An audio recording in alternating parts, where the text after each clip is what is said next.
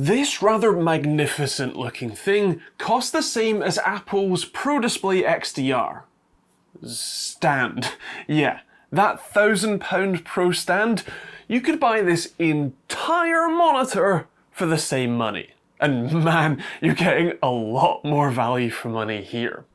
This is a 5K, that's 5120 by 2880, 70Hz display with a full dock worth of ports on the back, a built-in webcam, a presence sensor that automatically will sleep and wake your system when you're actually using it, oh, and stunning colours. I'm talking the widest colour gamut coverage I've ever seen. And all of that for the same price as Apple's stand. Let's take a closer look at this thing and see if it's actually worth your hard-earned cash. This is the Philips 27E3U7903. As ever, Philips always picks the catchiest names, which is a 5120 by 2880 IPS panel with a 70Hz refresh rate, housed in a rather chunky but pretty aesthetically similar to the Pro Displays package sort of stand. The stand has a very chunky, almost obelisk look to it from the back, and the panel itself is like an inch thick.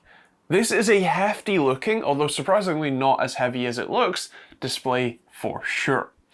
An important note is that while the square foot at the bottom is all metal and very nice, the backing is all plastic. With an infinite swivel plate built into the bottom, the stand actually has a load of adjustments. That swivel that I just mentioned, of course, a height and tilt adjustment, and even rotation into portrait mode. Both ways! That's a first for me, I think. And especially confusing because thanks to the built-in webcam's little like puck at the top, this isn't exactly easy to arrange amongst your other displays. And I can't imagine why you would want to. Surely this thing is your centerpiece display. Anyway, it's an option should you want it. You can of course VESA mount it too, with the adapter coming in the box for free! Shocking, I know! I/O is amazing. On the left there are all of the video inputs, one HDMI 2.1 port and 3 USB-C ports, which are actually Thunderbolt 4 ports. Two of them are for video, one of them offering 96 watts of USB PD power, and the other being more like 15 watts.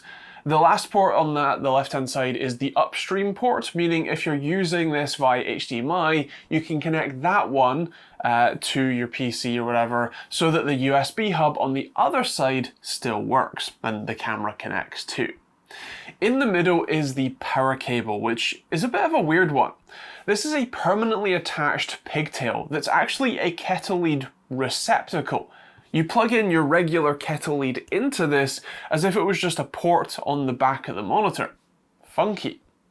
The right hand side has another Thunderbolt 4 USB-C port, a 2-port USB-A hub with the yellow port being for charging your devices, and a gigabit Ethernet RJ45 port too.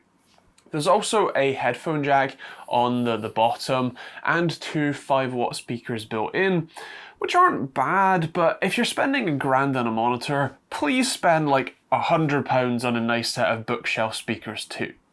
Please. Strangely, for such a nice display, the way that you change the settings on this thing is with separated buttons on the lower edge. And the on-screen menu is noticeably low resolution. Like, it's fine, you'll probably only change the settings once when you set it up, and then leave it as is, but it would be nice for this to be a little easier to use and nicer to look at. You can use Philips's desktop app to change the settings if you would rather though, and that's obviously a much nicer way to do it.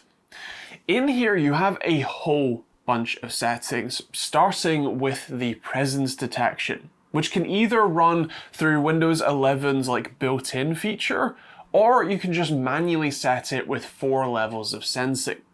The picture settings are also pretty dense, both in the quantity and understanding how to use them. You get options for HDR, tone mapping, and even local dimming, but those are grayed out.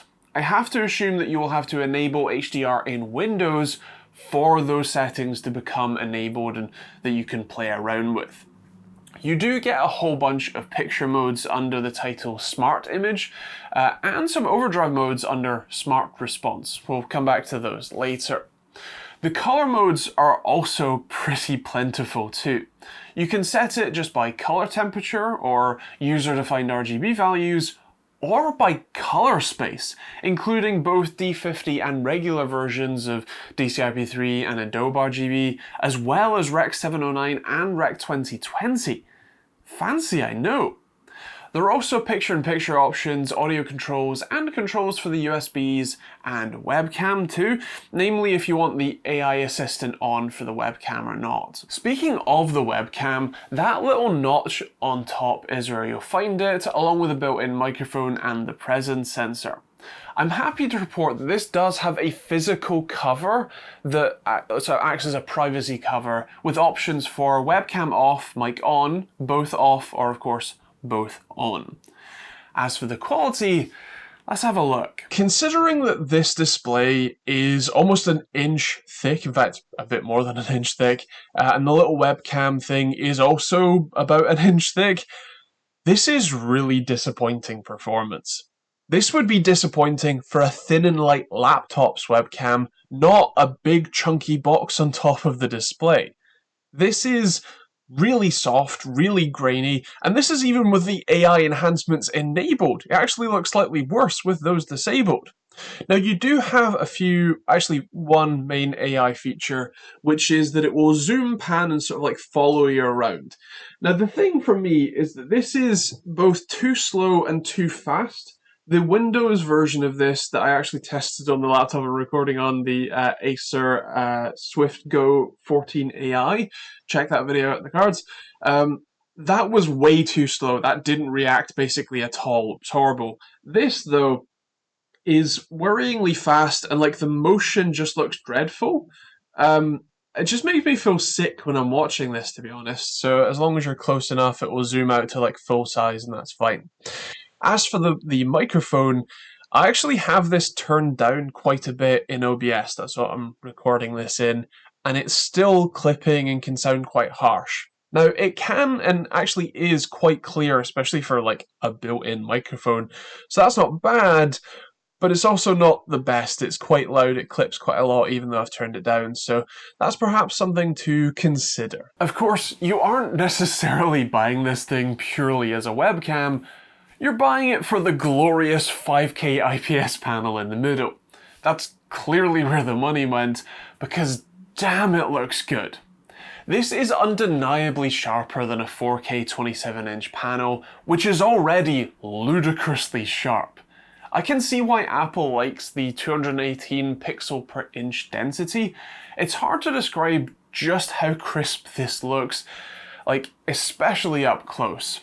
When you pair that with a panel's incredible brightness and color profile, you get a phenomenal visual experience. This is a content creator's dream display for sure.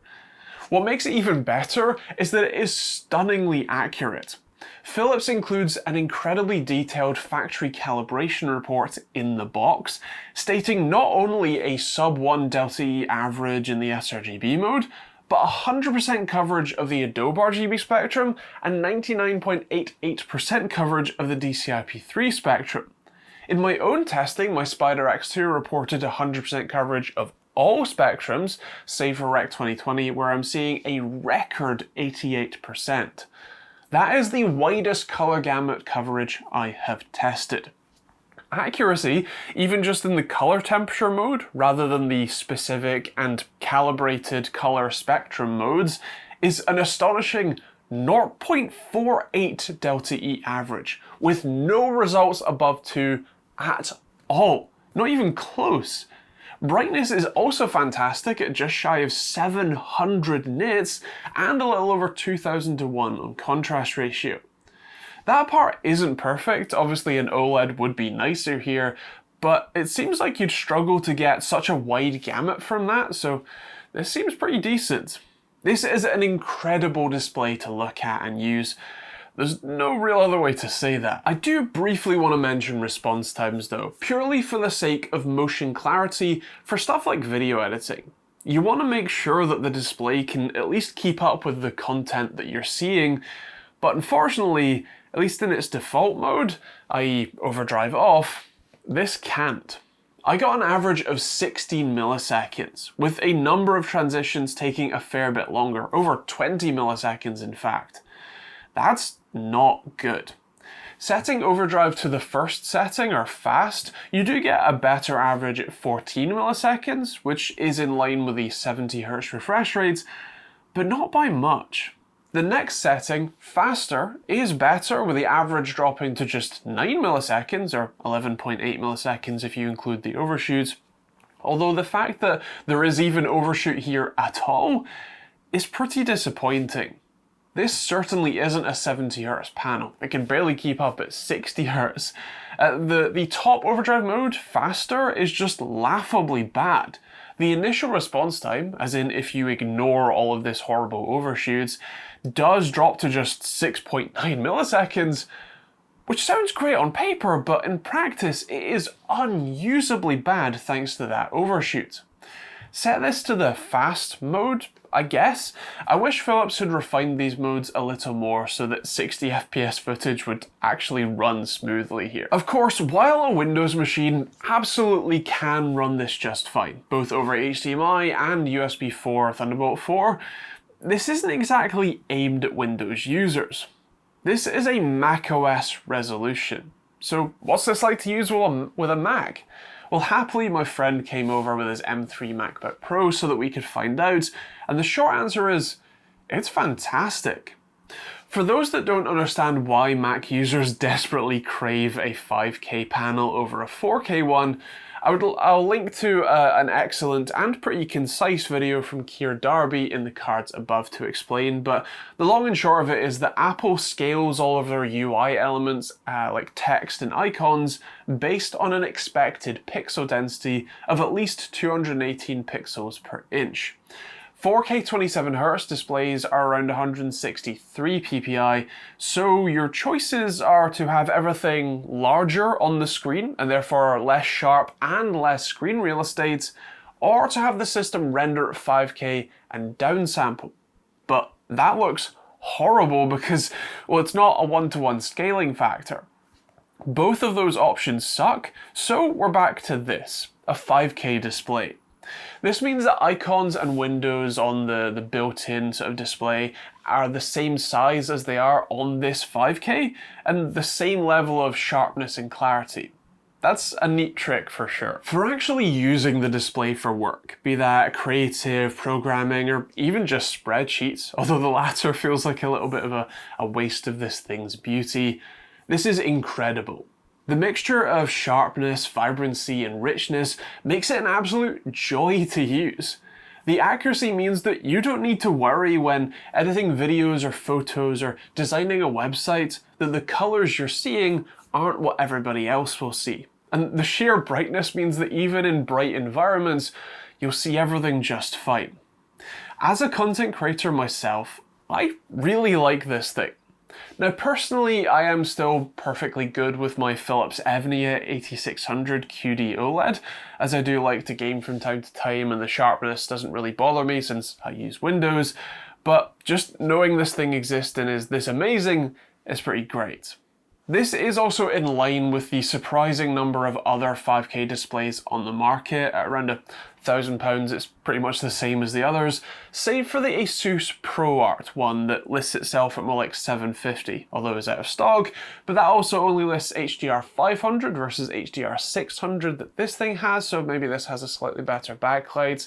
Anyway, if you're a Mac user in need of a great looking high DPI display, I can happily say that this is great.